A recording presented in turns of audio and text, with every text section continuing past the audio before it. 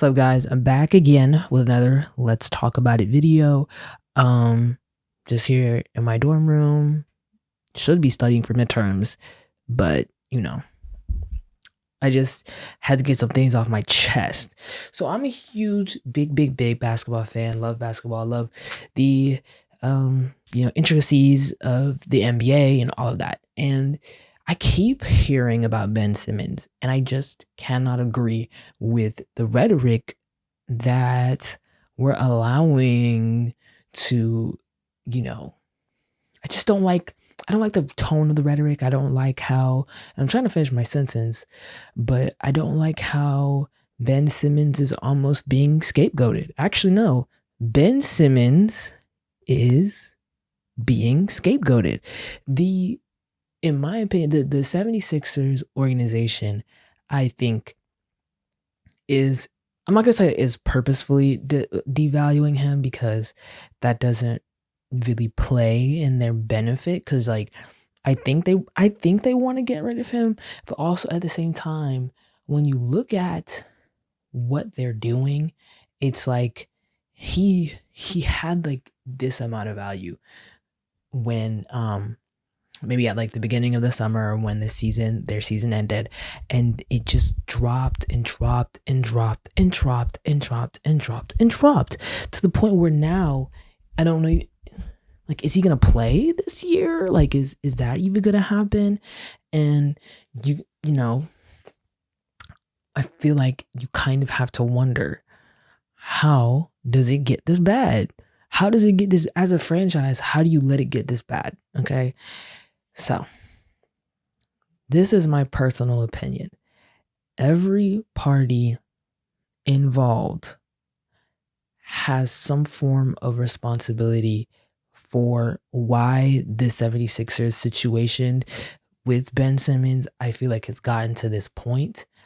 But I feel like in the court of public opinion, we have placed all the blame on Ben Simmons, and I think I'm here to even out the playing field, so to speak. I think that the Sixers organization is not a great organization. I think that they should have at least had one finals appearance by now. They don't have it. And I think that when it comes to how they run their organization, it's just not good.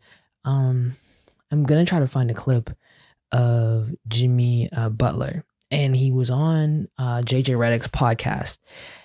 And on the podcast, he kind of details again some of the giving us some BTS, some behind the scenes of how the Sixers organization runs things.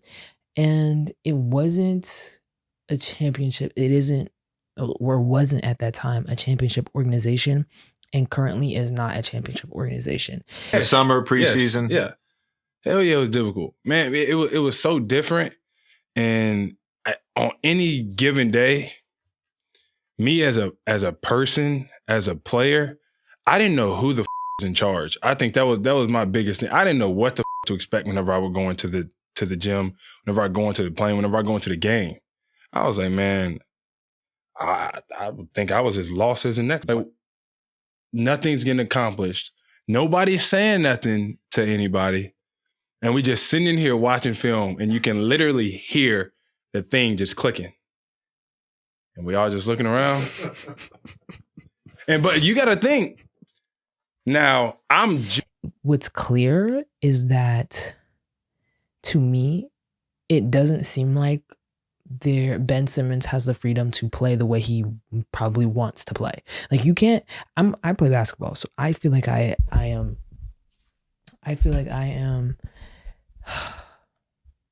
capable enough of saying this without it really being controversial. You can't even, like, if you watch the off-season videos, I feel like the off-season videos piss people off now, but it's clear that he has the ability to shoot. So if he's not doing it in the game at all, it's like, okay, one way we could look at it is he's just scared. But why is he so scared? What would make a professional basketball player afraid of shooting the ball? I feel like at that point, okay, well, let's look at the coaching, and let's look at the player development as in the Sixers organization. They have not developed a single player. Markelle Fultz, what happened to Markelle? Let's talk about, if we're talking about culpability, who is the real villain in this situation? Because it does look like it's Ben Simmons, but the 76ers don't have a good track record for producing talent. Or not producing. The 76ers don't have a good track record for developing talent. I mean, they pretty much got Joel Embiid as a finished product. Like, to be honest, like he's never healthy, but he is who he is. That's his game is what his game is. Ben Simmons came into the league not a shooter. That was known. That was clear that he was more of a pass first or facilitating point forward, pretty much. That's what he was at LSU. That's what he was at Montverde. That's what he was when he played at AAU. And that's what he is now. I think the other question is,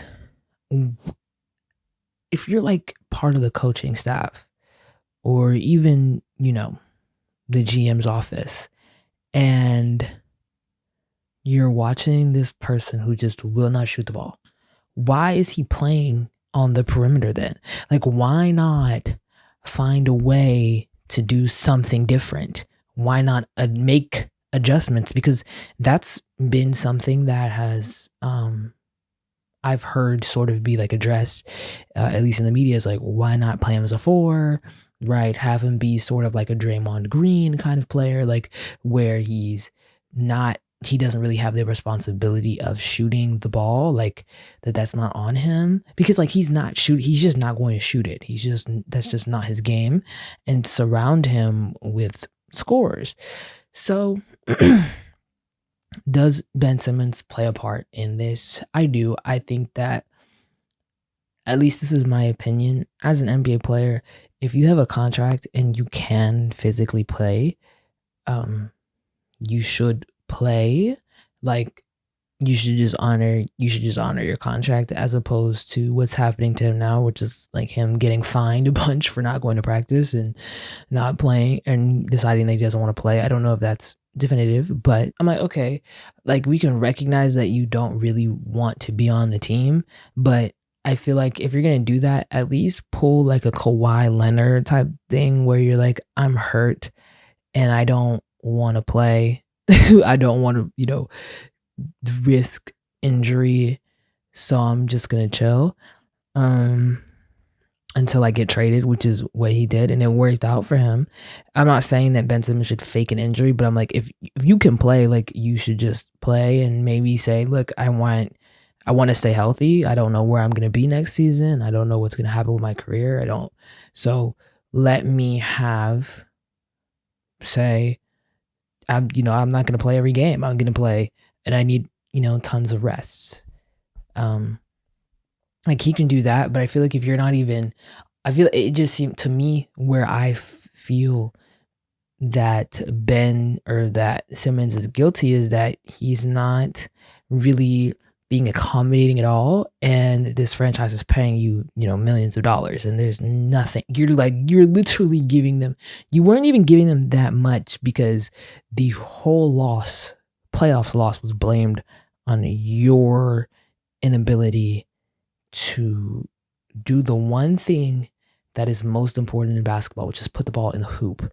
So your inefficiencies, your